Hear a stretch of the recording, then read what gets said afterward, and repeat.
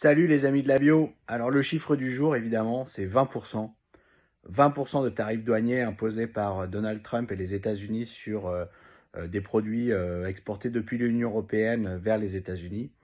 Quels impacts pour nos matières premières bio?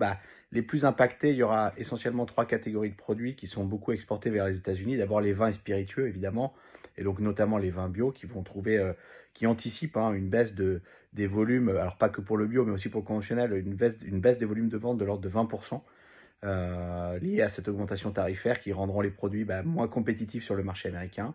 Les fromages également vont être probablement à rude épreuve.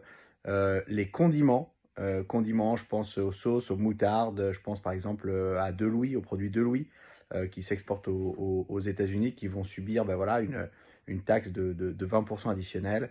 Et puis également tout le secteur de notre cosmétique bio qui s'exporte très bien aux États-Unis, qui va également subir cette taxe de 20%, ce tarif douanier de 20%, qui va forcément réduire la demande. Dans l'autre sens, si l'Union européenne devait faire des mesures, on va dire, rétaliatives, de rétorsion, pour ne pas utiliser l'anglicisme, on pourrait s'attendre sur les produits bio, en particulier on pense aux fruits à coque, donc tout ce qui est amandes, pécans et compagnie, les fruits, comme je pense aux pamplemousses, qui pourraient être en provenance aussi des États-Unis, qui pourraient subir du coup des taxes à l'importation relativement importantes. Les impacts pour nous, fournisseurs de matières premières bio, je ne m'attends pas à ce qu'ils soient énormes, à moins d'aller vendre sur le marché américain, évidemment, ça c'est clair.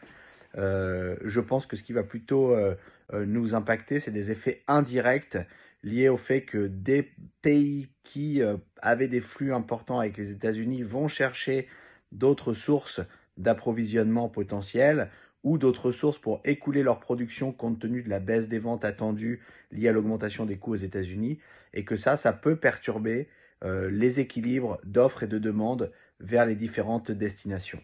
Voilà un peu la synthèse de ce qu'on attend de ces tarifs douaniers de Trump qui fait l'actualité du jour. On l'a mentionné, le plus gros impact, ce sera le taux de change euro-dollar pour nous, fournisseurs de matières.